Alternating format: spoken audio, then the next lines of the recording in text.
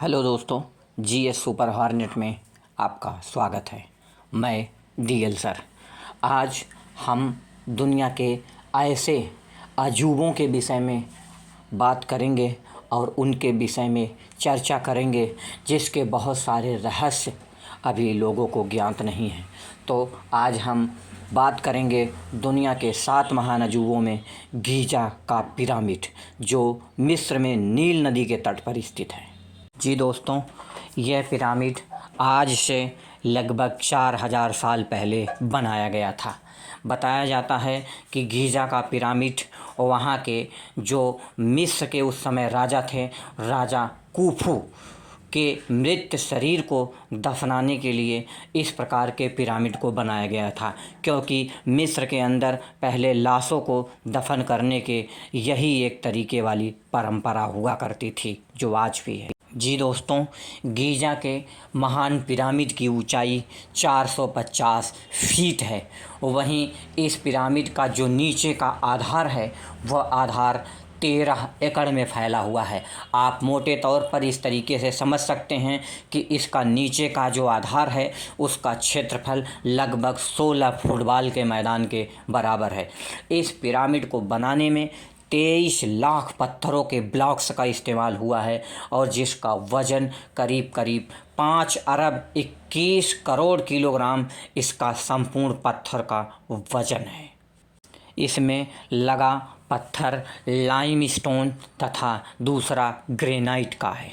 इसमें लगे पत्थरों का जो वज़न है, एक पत्थर का जो वज़न है वो 2 टन से लेके लगभग 30 टन तक इनका वज़न है, तथा कुछ ऐसे पत्थर भी हैं जिनका वज़न 45,000 किलोग्राम तक है।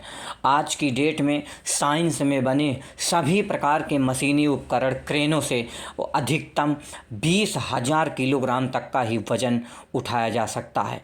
इस प्रकार उस समय मशीनों का खोज न होने के कारण ऐसा प्रतीत होता है कि इतने भारी भरकम 45,000 किलोग्राम के पत्थरों को किस तरीके से उठाकर 450 फीट की ऊंचाई पर ले जाया गया।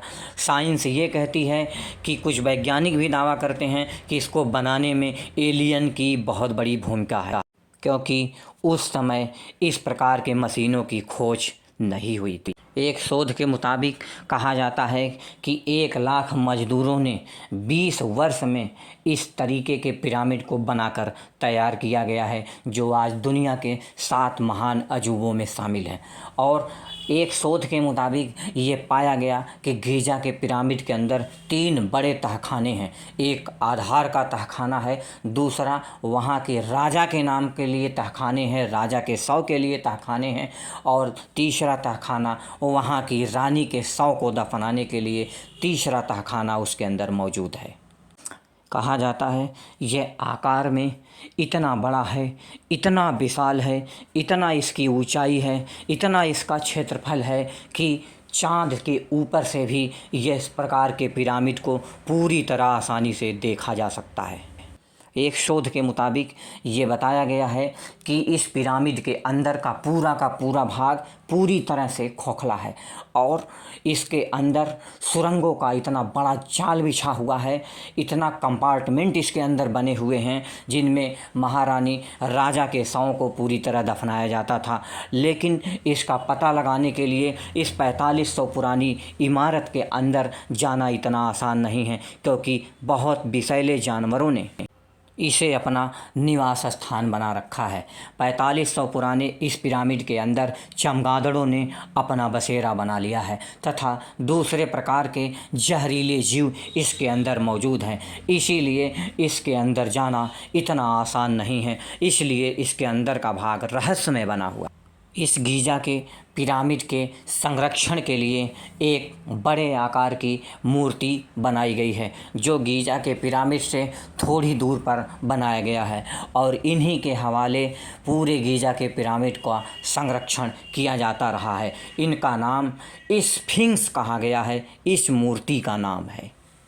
जी दोस्तों, इसी मूर्ति के हवाले, जो स्फिंक्स की मूर्ति है, उसी मूर्ति के हवाले पूरा गीज़ा का पिरामिड की रक्षा की जाती थी।